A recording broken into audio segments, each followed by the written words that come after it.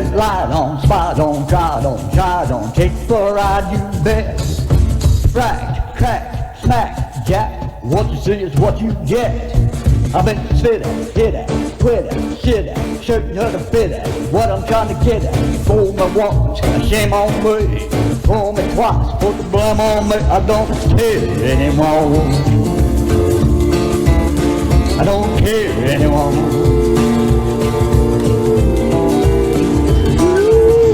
Well, there you go, folks. Hope you enjoy our new intro song. I kind of like it. Anyways, tonight what we're going to talk about is the campaign to destroy workers' rights. And what I'm going to do is just let some gentlemen tell us the story and about the war on injured workers and war on workers' comp and some solutions that we need. I will attach to the end, the federal solutions that we've been told that we need, so we're not cost shifted off to injured workers aren't hurt and harmed, and then being cost shifted off to the Social Security system. So I'll just let these gentlemen tell the story, and we'll take it from there, and you people can be the judge. Thank you, and have an awesome Labor Day, and stay safe on the job out there, because once you're hurt, there's people that will not want to take care of you, and they will stand in your way when you try to go get your entitlements that you paid for. Especially here in the state of Washington, we pay for our insurance premiums alongside our employers. But anyways, I'll let these gentlemen go ahead and tell you. They can tell the story better than I can. Thank you. Have a good day and happy Labor Day.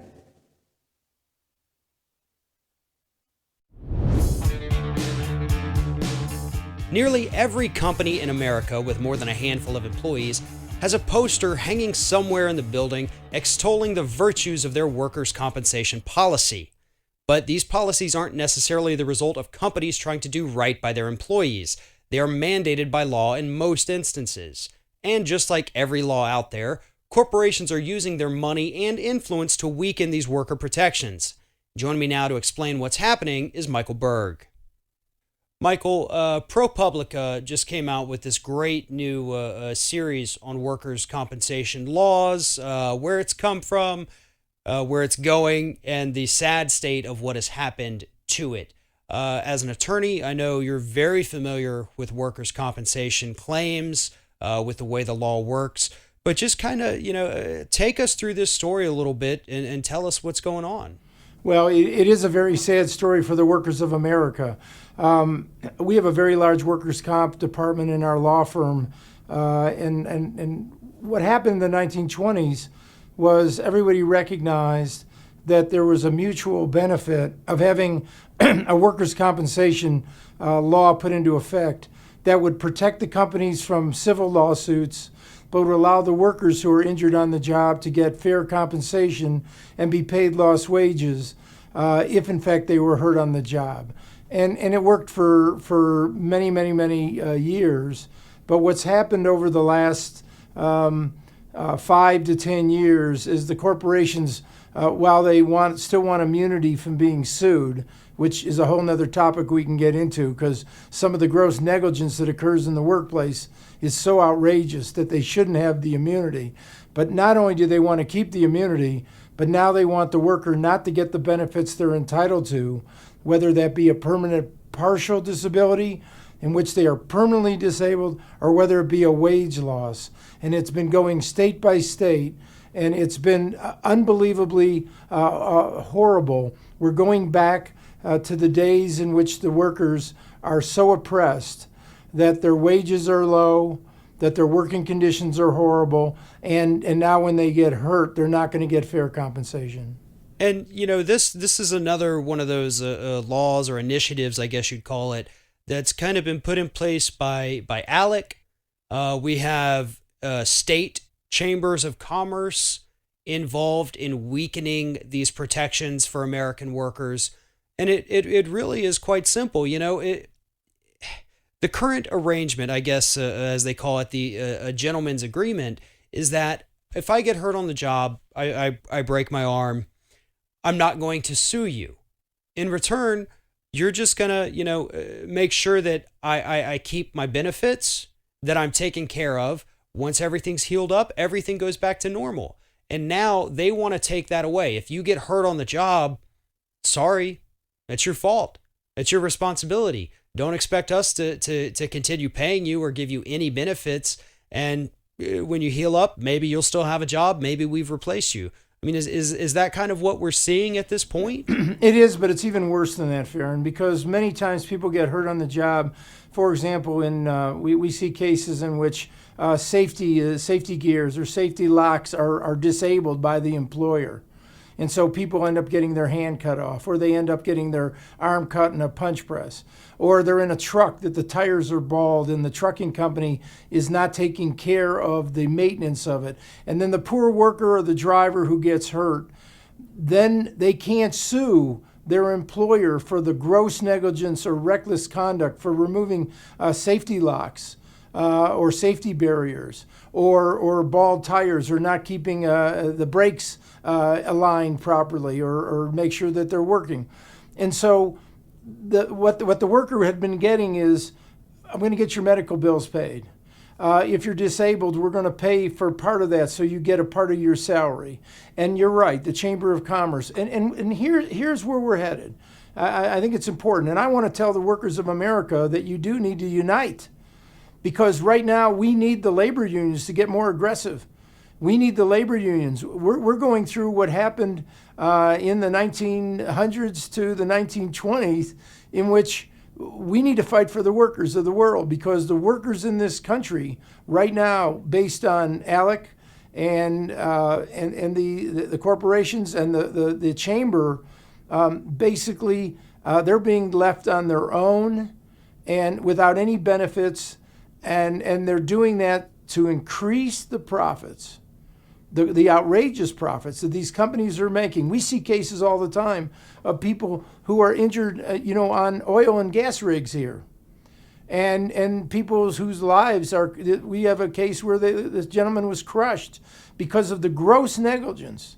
And even in Colorado, we don't have an exception for gross negligence. What we need is a workers' comp law that says if there's gross negligence, you can sue that employer for what they do if they don't have the proper safety equipment or safety training on the rig. And it's going the other way. And it's not going to stop unless the people stand up and make it stop. And, one of the worst things about it, too, is that you would think as we move forward as a society, we are able to keep people safer today than we were yesterday. But in this era of corporate greed, where greed is not only rewarded, but it's triumphed. It's talked about as if it's this great asset for your company to be greedy. We are starting to see more and more cases of just downright corporate negligence. You brought up the great point of the oil fields, the oil rig workers. With the Deepwater Horizon, we know for a fact that company cut corners in safety measures, and that is specifically what led to the disaster in the Gulf of Mexico that claimed 11 lives. We know that. I mean, this is not speculation. Corners are being cut all over the place, and the workers are the only ones paying the price. And here we have judges who hear these cases that say that these cuts in workers' compensation benefits are so deep that they border on inhumane. Right, and those are the quotes. But I want to follow up on your point, which is a good one, Farron. Is this? Here you have companies who are now basically getting immunity, and that immunity or reduced benefits paid to workers only encourages the safety cuts. It encourages them not to worry about their workers anymore, because when they look at the bottom line, the cost of the safety that they have to put in there, they figure, well, so what? We have people dying on the platforms, getting crushed on our oil rigs, not maintaining our trucks on the road so that our drivers are safe. They're able to look at it and go, you know what? From a dollars and cents standpoint, we're not going to make sure safety is and the OSHA rules are even followed, and because we know that we're not going to be held responsible. It's all about accountability. And if for example, we have cases, people are blown up on these well sites, and sometimes they're caused by third-party contractors who are negligent, who you might be able to sue. And those cases are worth millions of dollars if someone is badly burned, if someone's burned over 65% of their body. But if the employer does it, and they do it in North Dakota where they've just changed the law in 2012 and 2013 because of their oil and gas boom, the employer basically gets away with it. And who pays? Is the taxpayers pay, because those people end up on Social Security disability, they end up on welfare because the company is not held accountable. That's the problem, and really, we need a revolution in this country of working people standing up and not be willing to do this and throwing out the bums who are making these changes to the law and are injuring our workers, which is the backbone of this country. What made this country great is those people that the blue collar worker, the worker who put their hands and dug deep to make this country great. And now what are we doing? We're punishing them and allowing the corporate entities to run this country, not only in the federal government, but in state by state, and eliminating the benefits that have been going on since the 1920s.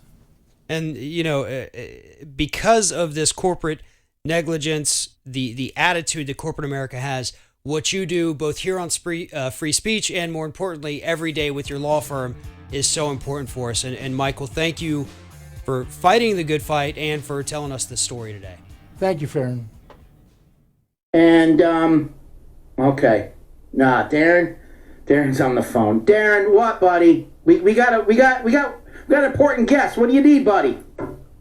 You're right now. You know why we've gone through Labor Day weekend and nobody said about it, a one word about a war on injured workers or a needed Fed issue, as we allow the AFT and Reverend Barber to scream louder for Med for All plan that Section 801 leaves our injured workers behind. And I want to know why we are failing the injured workers of America. Miss LaGrange. Now what, Darren, Darren, don't you think that we don't say the word injured workers because you do too much?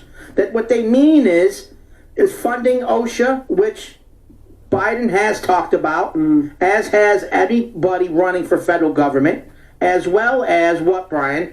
Also, the COVID gag order. We're talking about that. Well, and I think also, no, Brian, and also, Darren, you know, the corporations don't want to be liable if someone gets sick from COVID, and the union community is behind it. Yeah, and they're fighting for a federal oversight and a federal regulations for OSHA in regards to COVID, so that everybody's safe. But Darren, are you talking right now about the people who are hurt right now? No, I'm talking about the ones that get hurt in the future. Okay, so are we? I'm talking about federal oversight that Senator Sanders told us we needed, and that we've also been told by United States Congress that we need, and the Research Service, Federal Congressional Research Service. We need this federal oversight. We were told we need this federal oversight, but the Jason Call for Congress, who's running for Congress, won't put my issue on the table because he's busy pushing single payer and Medicare for all instead of my Fed issue.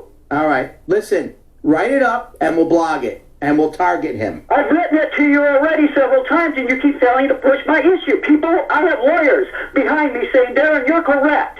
All right. And so I am being failed, and so is the union is failing us. Please step up and speak up. Look up my issue and talk about I'll it. assure you I'll take a look at it and we'll get it out soon. How's that, okay? Okay. Thank you, brother. Sir. Thank you. Have a great day. All right, bye-bye. And be safe. You too. Is that his picture in the cowboy hat? Yes. He is scary. He sounds scarier than he really looks. I agree. Okay. Thanks, James, for having me getting screamed at by my number one fan. It's your dream. Anyway. A report from the nonpartisan U.S. Congressional Research Service. Workers' Compensation, Overview and Issues updated February 18, 2020. Summary. Workers' compensation provides cash and medical benefits to workers who are injured or become ill in the course of their employment and provides cash benefits to the survivors of workers killed on the job. Benefits are provided without regard to fault and are the exclusive remedy for workplace injuries, illnesses, and deaths.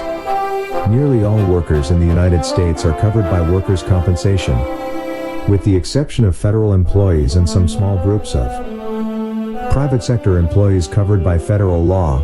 Workers' compensation is provided by a network of state programs. In general, employers purchase insurance to provide for workers' compensation benefits.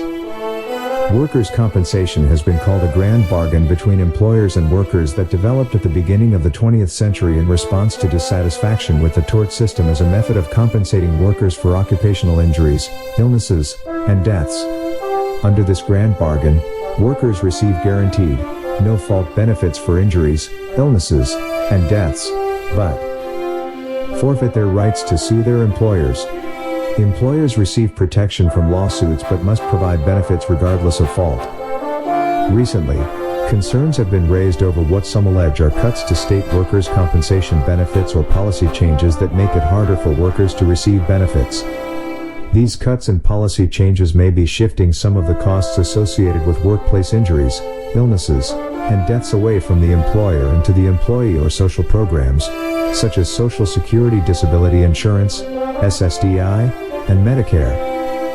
There is no federal requirement for states to have workers' compensation systems and no minimum federal standards for state systems. The decentralized nature of workers' compensation led to unsuccessful calls for minimum state standards in the early 1970s and has caused concerns over benefit equity among the states today. In 2013, Oklahoma joined Texas in making its workers' compensation system non-compulsory. Unlike in Texas, Oklahoma employers were permitted to opt out of workers' compensation by offering alternative benefits to employees and keep their protection from lawsuits, whereas Texas employers are exposed to legal liability in the event of employee injury when employers opt out of workers' compensation. Oklahoma no longer has a non-compulsory system because in 2016, the Oklahoma Supreme Court ruled that the state's non-compulsory workers' compensation system violated the state's constitution. Click on the link provided to continue reading the full text of this report.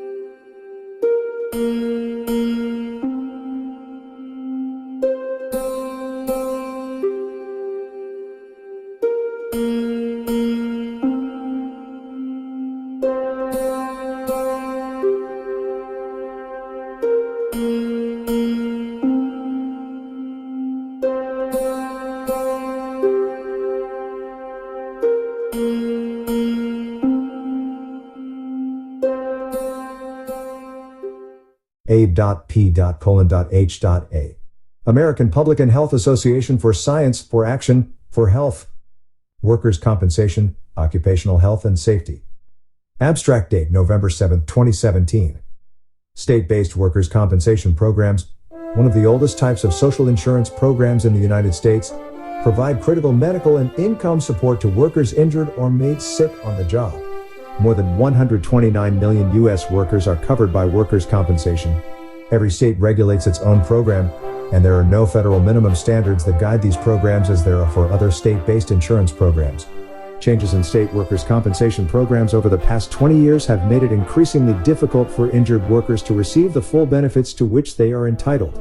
Furthermore, exclusions in many state programs exempt many work-related injuries and illnesses and many workers in high-hazard occupations from receiving workers' compensation. The result is that employers now provide only a small percentage, about 21%, of the overall financial cost of workplace injuries and illnesses through workers' compensation. Instead, the costs of workplace injuries are borne primarily by injured workers, their families, and taxpayer-supported components of the social safety net. States are engaged in a race to the bottom over workers' compensation benefits, and as a result, working people are at great risk of falling into poverty from work-related injuries. Reforms are needed to ensure that workers with occupational injuries and illnesses can access the medical and wage replacement benefits they need until they can go back to work. Action steps. APHA supports the following elements of a workers' compensation reform proposal. 1.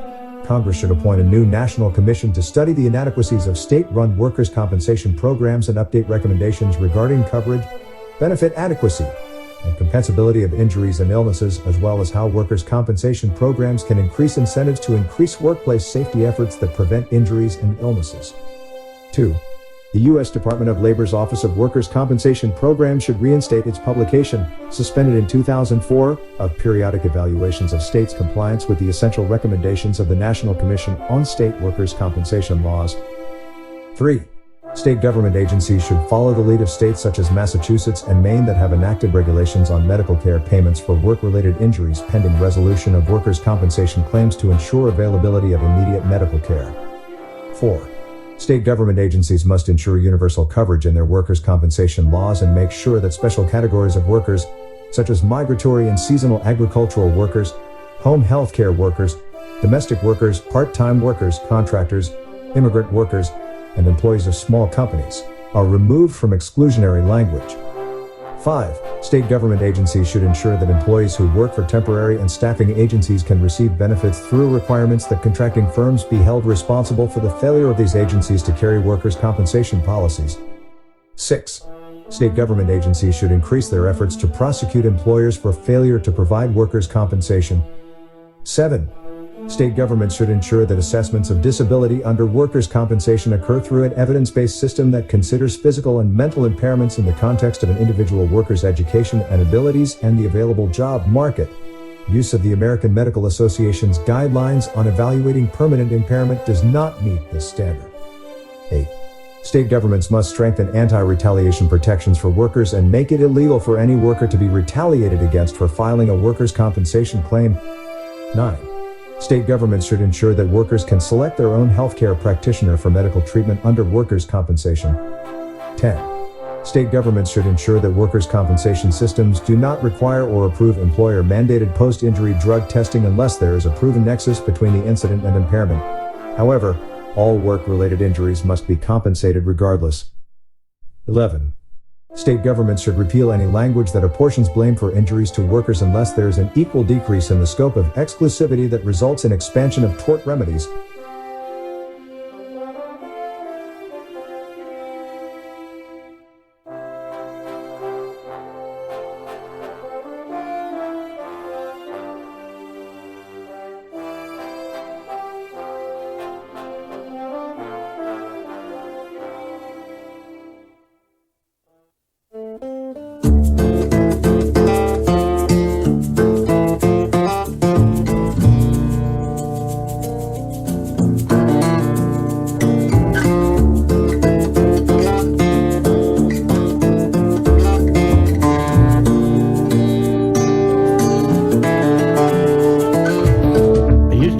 Britches on with just one thing in mind. Make the girls believe that I'm the last one of my kind. Silver toe tips on my boots and a mullet-headed hair, all designed to walk into a room, make somebody stare, and I don't care anymore if I don't stand out in a crowd. I was better off therefore. I tried to make my mother proud. Came to town dreaming I could make my mark in space. 40-odd years later, all my best cards have been played. It's a hard knock situation when all the accolades bestowed. Every last creation lies out middle of the road. I don't care anymore about the fortune or the fame. I was better off before. I tried to make myself a name. All that money that I blew through like some bootleg off the farm. Couldn't all have vanished quicker if I shot it in my arm. Some so-and-so says, don't you know, the limit is the sky. Next thing I remember, I was running hell just like, but I don't care anymore.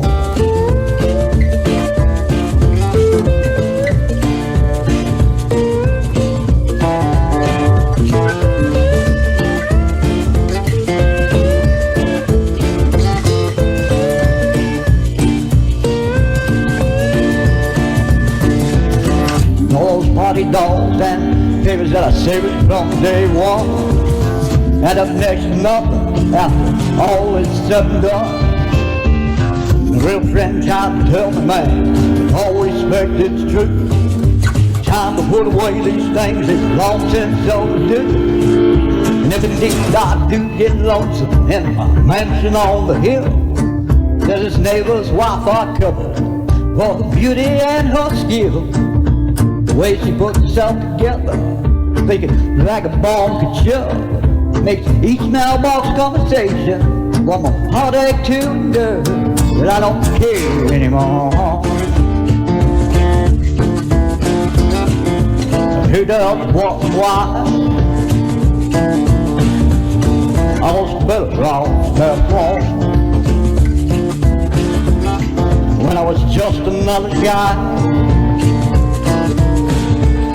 I've been lied on, spied on, tried on, take for a ride, you bet. Fracked, cracked, smacked, jack, what you see is what you get. I've been sit at, hit at, quit at, shit at, shooting her to fit at, what I'm trying to get at. Fool me once, shame on me. Fool me twice, put the blame on me. I don't care anymore. I don't care anymore.